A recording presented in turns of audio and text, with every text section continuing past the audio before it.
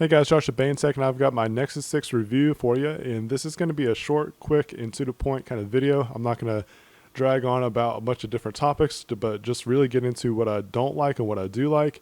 Nothing's going to be in any particular order, just a list of stuff I don't like and what I do like. So let's start with what I don't like. What I don't like is the availability or the lack of availability. It was pretty hard to get a hold of at first. It's starting to come a little bit better, but they just did not have a big supply of phones to start off with. If you followed the activity of when it first got released, the phone was sold out just within a minute or so. It was pretty ridiculous. And even after the first few attempts to where they made it available, it was sold out in a heartbeat. Fortunately, I was able to order mine through Motorola, and I got the 64 gig midnight blue model. It's a pretty cool color and all that kind of stuff, but it was just really hard to get a hold of. And then on top of that, it was pretty hard to get activated. I'm a Verizon subscriber, and we're still waiting on Verizon to give full support. They have not done so yet. But I was able to get the workaround. You could check out that video. I'll have it in my Nexus 6 playlist, so you could definitely check that out. I'll leave a link down below. So just to start off with, it was just kind of hard to get a hold of and then get it activated to even be able to use the phone as my daily driver. One of the things that I really couldn't stand about this phone was that I'll have a separate video about this, but at times, like when I was watching videos or anytime videos were being played, it could be at any extent, it could be 5 minutes or 10-minute videos or longer, that the screen was split in half. It was really weird. I was finally able to capture it on a video, and again, I'll leave a link down below. You can always check it out on my Nexus 6 playlist. But it would like freeze up on one side, and then the other side would still be active. It was really strange. Just, I've never seen anything like that before. Which kind of leads me into some other performance issues, is that I was really expecting this phone to fly and be buttery smooth because, one, it's Android Lollipop, the newest update, which is actually really phenomenal. We'll get to that in just a minute. But I was expecting it to fly through stuff, and it really wasn't doing that because it's stock Android. There's nothing like a Samsung phone to where you have all the TouchWiz stuff on it that kind of bogs the phone down at times. This phone still got bogged down. It's got 3 gigs of RAM, which is plenty of RAM. And there's not much running in the background. So it really kind of puzzles me of why there was performance issues. Like it wasn't really flying through different stuff. Now, don't get me wrong. The performance is pretty good. It's still much better than some phones out there, but not the best. The other issue I have with this phone is the camera. The camera is good, but not the best. It's really good in great lighting conditions. It takes phenomenal pictures. I've got some examples in my Google Plus and social network profiles. You could check those out as well. But like anytime I get in low light, it's just really rough. It just turns out to be really kind of crappy looking. And the front facing camera, let's not even get into how bad that is. It just looks horrible. I'll turn it around and let you see what it looks like with the front facing camera here.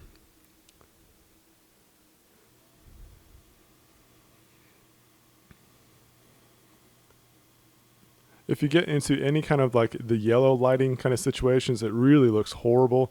And if it's dark outside or anything like that, it's just not going to take really good pictures at all. Now, when I have like daylight kind of lighting, it looks better, but it's still not that great. I don't know if you can really tell from this, but it's just not the best. And if you're going to be one of those ones that likes to take selfies, it's just not going to turn out that great. But I said the camera really does well when it's in really good conditions. Other than that, it's just really subpar. So that pretty much wraps it up with what I don't like about the phone. Some of it could be deal breakers to you, but some might not be deal breakers, and things could get better with software updates as far as like what the camera can do, or just making the phone just more snappier than what it is right now. It really does need to be better than what it is, but it's not too bad. It's just one of those things like people like me, I'm going to notice it more just because I've had my hands on quite a few devices to be able to compare it to. But if this is just something that might be your first phone or you're not really paying attention to that kind of stuff, you're not going to notice a difference. So let's get into what I do like about the phone. There's actually quite a bit more positives than there are negatives about this phone. I like the build quality a lot. I like where the button placement is. Because it is a big phone, they have the buttons placed further down towards the middle than what you see on some phones towards the top. It kind of saves you from having to scurry up to the top to try to reach for it. And it's all on one side, so it's really nice placement as far as that regard is. Now, if you're a lefty, you have to get used to using the phone with your fingers over here versus your thumb like most righties do. The phone has a nice build quality on the outside. It's got a nice like metal feel. You got a nice hard plastic that you really couldn't tell if it was plastic or not. It still feels really heavy duty. And because they have this kind of curvature on the back, it feels really thin. It actually, somewhat thicker than some devices that we've seen out there, but it's actually still feels relatively thin because of how it's curved.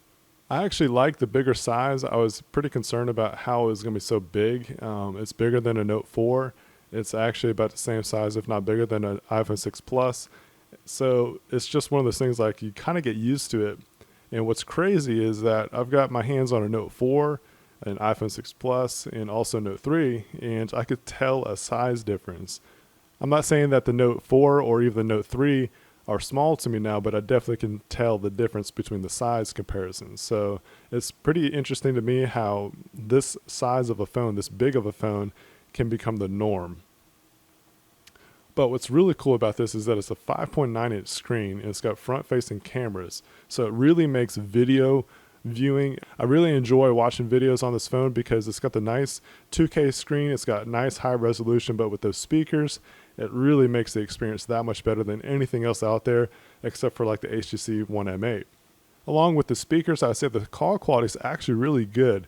I'd say the Samsung devices have the best call quality as far as hearing. They got really good speakers when you're on a phone call, and most people can hear you really well too. I'd say that this is just a hair underneath a Samsung. It's really loud. You can hear the conversation really well, and it's got good noise canceling technology within it too, because not a lot of people complain about any kind of background noise. One of the major things I like about this phone is Android 5.0. Lollipop is the best version by far that Android has released. It looks great. It's got a lot of nice functions. I like the drop-down menu. It really adds to the experience of having a phone. When you get a notification, it just kind of comes to the top and you can swipe it away. It doesn't interrupt what you're doing. There's a lot of different stuff like that, just little stuff that really makes the user experience really nice. As far as just the look of everything else, you got the material design. It looks really nice.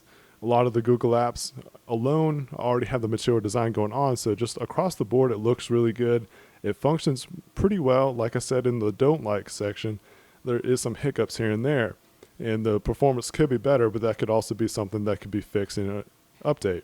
Battery life, that's another important fact that a lot of people look into, and the battery life treated me really well. Just to give you my experience of how I use it, is that I work in lawn care landscaping. I do out-of-town trips where I'm traveling a lot, so there's times where I'm not really connected to any kind of charging source, and this phone will get me through the day easy if I start the day being at work at 4 o'clock in the morning and not getting done until probably 6 or 7 at night, and I still got about 15% or even more at times of battery life. So battery life is really good on this phone. I definitely like having that kind of battery life for this kind of powerhouse. Now, I mentioned that this was now available to be used on the Verizon network. It is somewhat of a pain to get it activated on there, but once you do, it's really cool now that you can have a Nexus device activated on Verizon. That's a huge deal. It picked up all the bands just fine.